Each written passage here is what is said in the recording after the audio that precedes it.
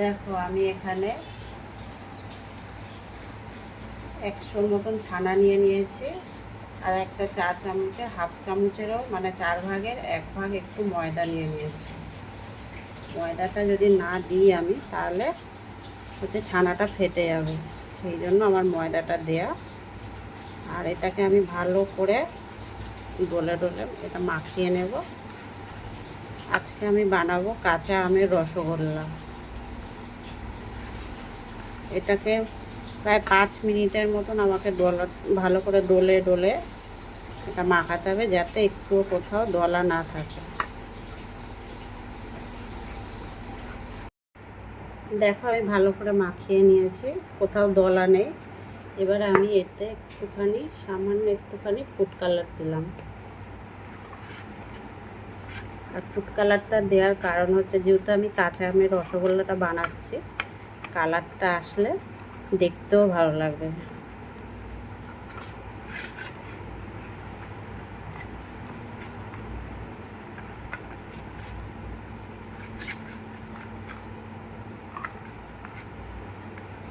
এটাকে আমি ভালো করে মাখিয়ে কিছু সময় রেখে দেব, 5-6 মিনিটের মতন রেখে তারপরে আমি দলাগুলো বানাবো।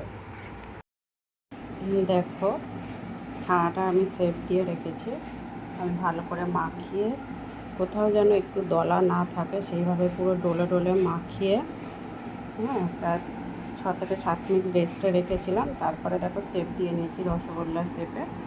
আমি এটা কাঁচা আমের রসগোল্লা বানাচ্ছি। আর দেখো খুবই কম বানিয়েছি, 100 গ্রাম ছানাতে আমার এখানে টোটাল 7টার মতন হয়েছে। 7টা না 8টার মতন হয়েছে। দেখো তো আমি এগুলোকে দেবো, আর গ্যাসে ওদিকে আমি এটা বসিয়ে দিই। চলো, এখানে দেখো প্রায় 150 গ্রাম চিনি নিয়ে নিয়েছি। 1 বাটি চিনি নিয়েছি। যেটার মাপে আমি চিনিটা নিয়েছি সেটার আমি 2 বাটি জল দিয়ে দেব।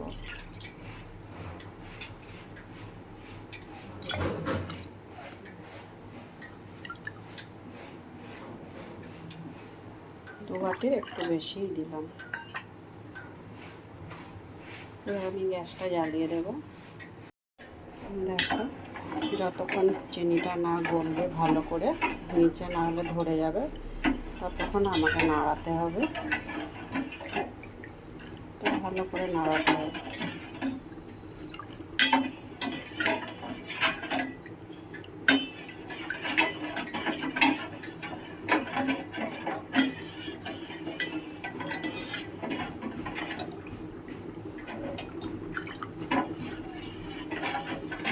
আর রসগোল্লার জন্য যেহেতু শিরাটা, সেই জন্য আমাকে একটু পাতলাই বানাতে হবে।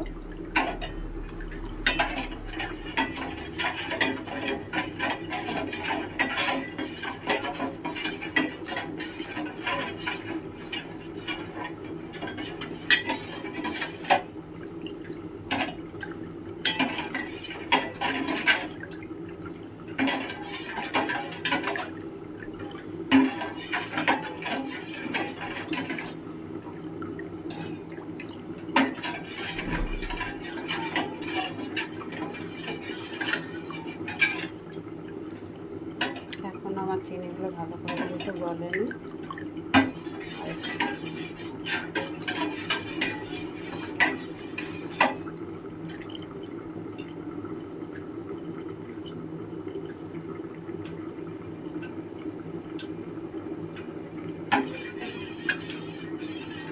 দেখো এবার আমার চিনিগুলো খুব ভালো করে গলে গিয়েছে।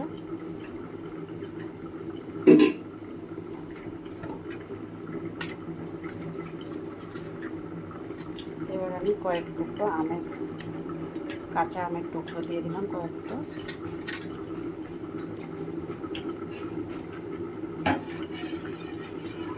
এটা ভালো করে ফুটে উঠবে, তারপরে আমি ছানার যে রসগোল্লাগুলো বানিয়ে রেখেছি ওগুলো দেবো।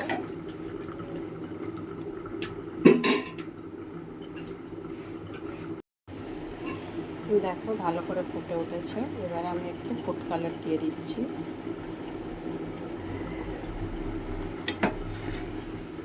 ফুড কালারটা অপশনাল, ফুড কালারটা আপনারা দিলেও দিতে পারেন, নাও দিতে পারেন,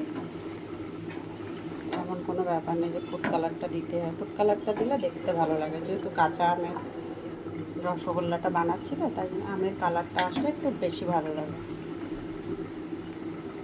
এবারে আমি রসগোল্লাগুলো দিয়ে দেবো এর মধ্যে।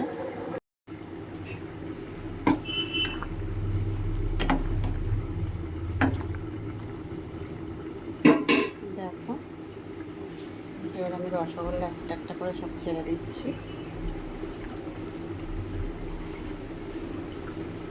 প্রথমে আমি 5 মিনিট জোরে দিয়ে গ্যাসটা একদম ফুল ফ্লেমে দিয়ে একদম পুরো ফোটাবো 5 মিনিট।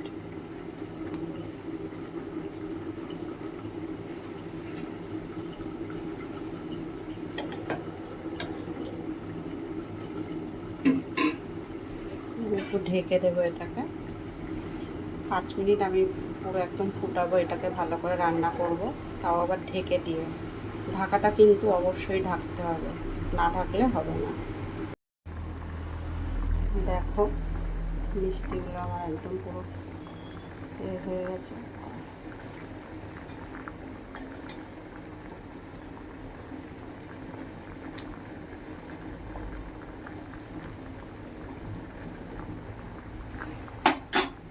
আমি আরও গ্যাসটাকে 10 মিনিটের মতো একদম লো ফ্লেমে দিয়ে করবো।